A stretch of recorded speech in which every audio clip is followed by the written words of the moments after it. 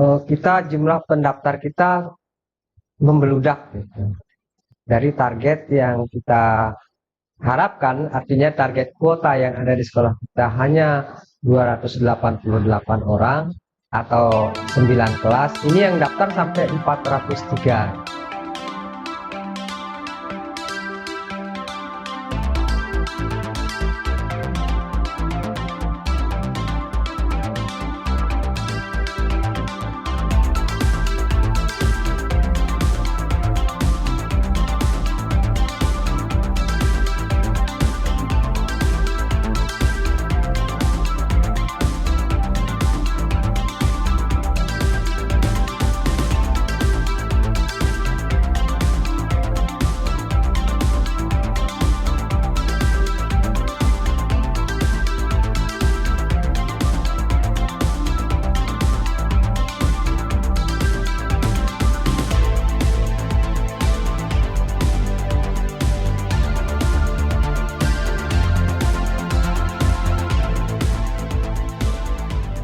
Assalamualaikum warahmatullahi wabarakatuh.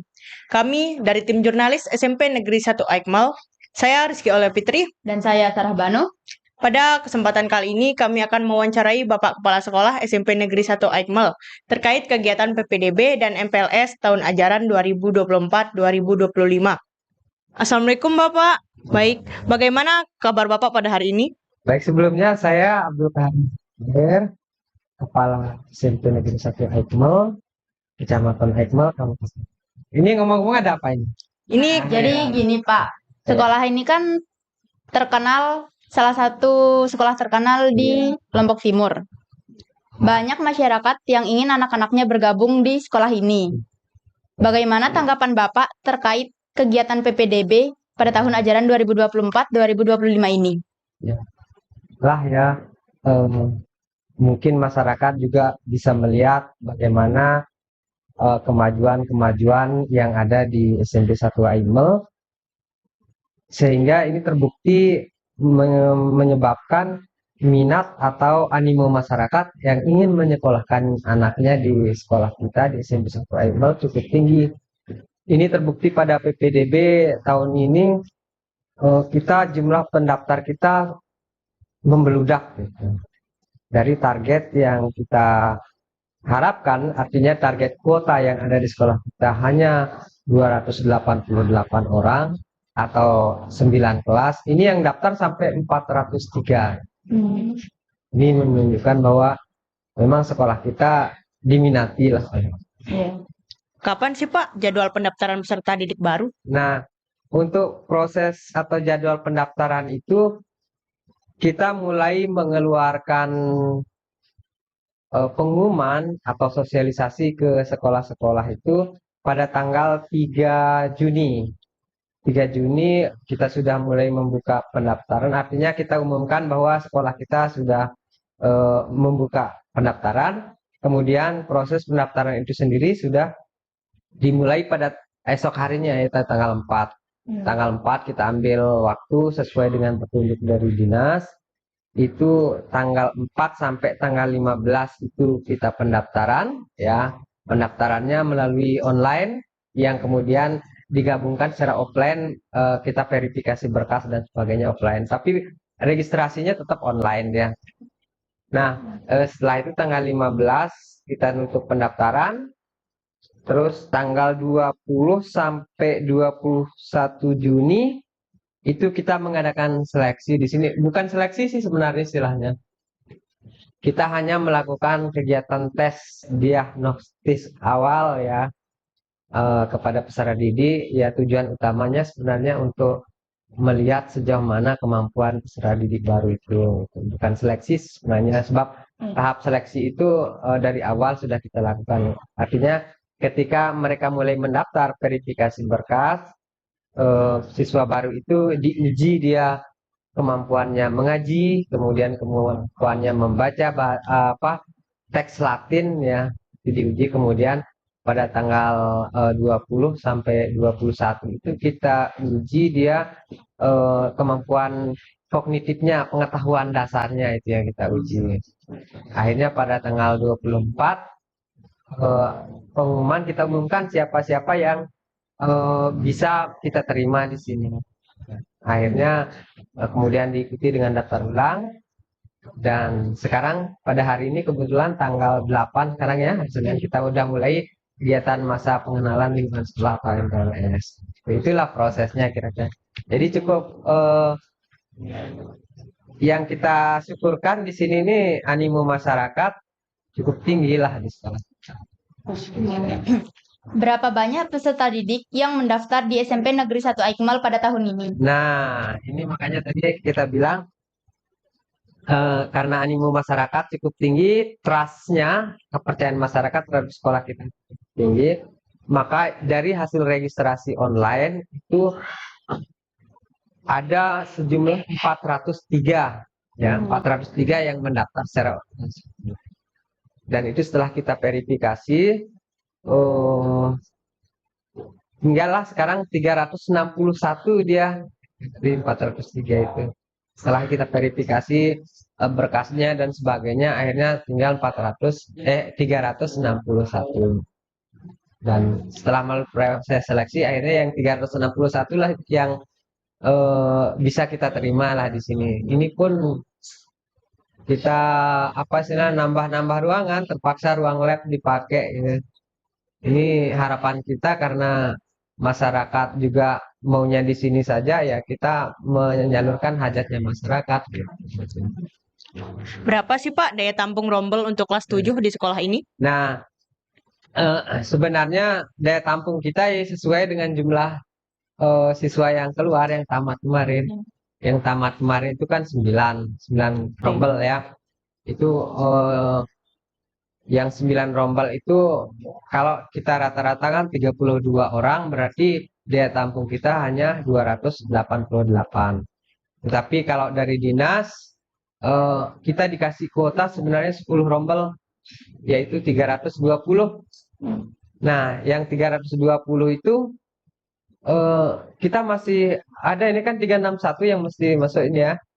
Ya terpaksa buat jadi 11 nambah lagi kita rombel dengan tadi lab terpaksa kita pakai. Akhirnya kita pakai 11 rombel itu Bu dengan kelas gemuk beberapa kelas melebihi kuota dia. Tanggal berapa pengumuman kelulusan seleksi peserta didik baru tahun ajaran 2024-2025? Ya, ini kita umumkan dia tanggal 24 Juni ya, berarti 24 Juni, tepat pada pukul 00. Ya, jadi tengah malam sudah kita buka pengumumannya karena di sini kita pengumumannya secara online gitu. Iya. Secara online. Jadi calon siswa baru itu bisa mengakses sendiri pada situs atau link yang sudah kita buat itu kita sebarkan dan dia hanya mengetahui tentang dirinya apakah dirinya lulus atau tidak. Dia tidak tahu mbah teman-teman yang lain itu lulus apa enggak tahu dia karena mereka masing-masing pendaftar itu mempunyai user dan password sendiri. Jadi ID-nya sendiri-sendiri gitu. Jadi dia sendiri yang tahu dirinya lulus apa enggak melalui pengumuman online itu. Media apa sih Pak yang digunakan untuk menginformasikan pengumuman kelulusan penerimaan peserta didik baru? Ya, tadi yang online itu secara online ya. Jadi tidak kita secara offline enggak. Sehingga waktu hari pengumuman di sekolah ya tidak ada aktivitas apa-apa. Karena mereka bisa mengakses sendiri dari rumahnya. Apa saja persyaratan daftar ulang bagi peserta didik baru? Persyaratan tidak ada yang khusus kalau daftar ulang. Yang penting mereka datang ke sekolah, kemudian menyatakan dirinya siap untuk bergabung di SMP 3 udah selesai karena persyaratan administrasi kita semua sudah digital ya modelnya. Artinya ketika mereka mendaftar itu berkas-berkas data misalnya kartu keluarga, terus kartu KIP kalau dia punya, terus akte kelahiran itu sudah kita peroleh waktu dia registrasi. Artinya registrasi itu ketika verifikasi berkas, kita cari berkasnya, kita scan dia. Jadi kita scan, kita ubah berkas kertas menjadi sebuah bentuk berkas digital. Kemudian di sana juga langsung diukur data-data pribadinya, baik itu berupa berat badan, tinggi badannya maupun lingkar kepalanya. Jadi sudah lengkap kita punya. Jadi ketika mereka daftar ulang, mereka tinggal menyepakati aja bahwa saya bahwa saya masuk gitu. Saya udah lulus dan saya ingin masuk ke SMP 1 itu aja dia berkasan proses pendaftar ulangnya. Jadi tidak ada yang lain-lain yang khusus gitu. Ada syarat-syarat gini-gini enggak ada. Karena kita murni gratis gitu, tidak dipungut biaya spesial pun untuk proses pendaftaran itu. Terkait seragam sekolah, seragam apa saja sih yang disiapkan oleh pihak sekolah bagi peserta didik baru?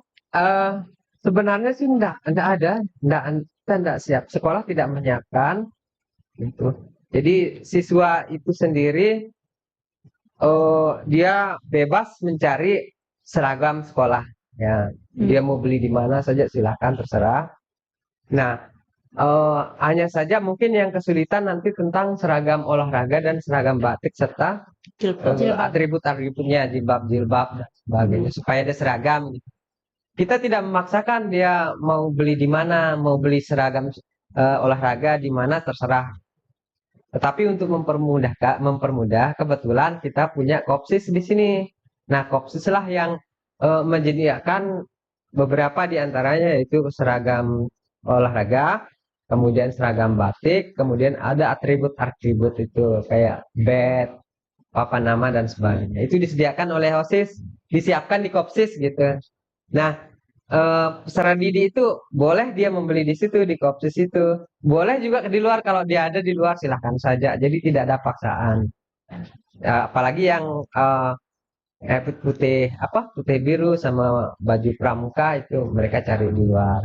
Karena di luar mungkin batik yang sama dengan punya SMP Aikmal itu tidak ada ya. Kita Kopsis sediakan gitu. Kalau membeli di Kopsis silahkan, nggak beli juga di Kopsis nggak masalah gitu. Tapi cari silahkan di luar yang sama seperti itu kan. Iya. Tanggal berapa mulai pelaksanaan kegiatan MPLS? Nah, MPLS tadi pagi kita sudah buka hari ini tanggal 8 dan kita rencanakan selama 6 hari ya. 6 hari sampai hari Sabtu, yaitu hari Sabtu. Untuk siswa baru sebenarnya sampai hari Jumat. Nah, hari Sabtu itu kita akan mengundang semua wali murid dengan kegiatan penutupan, yaitu kegiatan parenting istilahnya itu. Kita pihak sekolah ketemu dengan orang tua wali murid, kemudian pada saat itu kita akan ungkapkan program sekolah dan apa-apa yang terkait dengan kemajuan anak-anak. Dan di sana nanti kita akan serah terima. Jadi orang tua akan menyerahkan anaknya ke pihak sekolah untuk dididik selama minimal 3 tahun. Apa saja sih Pak program yang dilaksanakan pada kegiatan MPLS? Ya, di MPLS itu utamanya adalah kita mengenalkan lingkungan sekolah. Seperti apa sekolah kita, kemudian di samping itu kita juga menanamkan di sana dasar-dasar yang penting untuk menjadi siswa di sekolah di SMP 1 ini. Oleh karena itu kita mengundang banyak narasumber dari luar.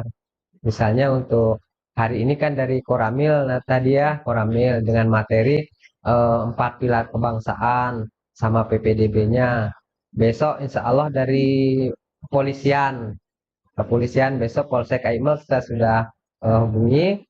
Dia akan memberikan materi tentang tertib lalu lintas dan bahaya-bahaya penyalahgunaan narkoba. Kemudian berikutnya nanti dari Puskesmas ya. Puskesmas itu dia akan menyampaikan materi tentang Kespro ya. Kesehatan reproduksi pada remaja dan PHBS. PHBS itu pola hidup bersih dan sehat. Dan nanti dari Dinas P3AKB dia akan memberikan materi kepada siswa itu tentang ramah anak lah, lingkungan sekolah ramah anak. Jadi bagaimana caranya menghindari perundungan dan sebagainya seperti itu nanti ketiga. Di samping itu kita punya narasumber dari dalam juga ya. Dari dalam itu baik dari guru-guru maupun dari teman-temannya yang OSIS gitu. Apa output yang diharapkan dari narasumber? Nah, kita mengharapkan eh, dari narasumber ini, karena yang kita pilih menjadi narasumber yang itu adalah orang-orang yang berkompeten di bidangnya, makanya kita mengharapkan sekali apa-apa yang sudah disampaikan oleh narasumber itu bisa sangat bermanfaat bagi diri siswa itu sendiri maupun bagi lingkungannya, baik itu teman-temannya, kemudian terlebih lagi dari lingkungan sekolah gitu. Contoh kecil misalnya dari materi kepolisian tertib lalu lintas gitu. Kita harapkan nanti setelah mereka mendapatkan ilmu dari kepolisian, mereka paham tentang tertib lalu lintas sehingga bisa berlalu lintas dengan baik. Jadi usia-usia SMP tidak usah pakai motor misalnya. Mudah-mudahan itu yang bisa kita harapkan. Terakhir, apa kesan dan pesan Bapak serta saran Bapak terkait kegiatan PPDB dan kegiatan MPLS? Ya, saya sangat optimis ya dengan seluruh rangkaian kegiatan kita di SMP 1 Aikmal ini, mulai dari proses PPDB-nya, kemudian MPLS-nya saya sangat optimis karena setelah saya lihat data-data pendaftar itu banyak daripada pendaftar itu adalah bibit-bibit unggul di sana yang banyak berprestasi di SD-nya, baik itu di bidang akademik maupun non akademik, banyak itu kita lihat.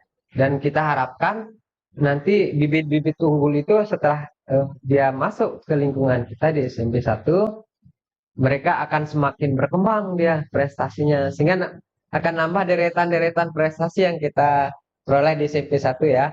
Ya. Kan ini aja sudah banyak sekali kita punya prestasi piala-piala, medali-medali banyak kita dapat. Nah, dengan adanya masuk lagi siswa baru dengan bibit unggulnya itu ya mungkin menambah deretan prestasi kita. Itu sih harapan kita.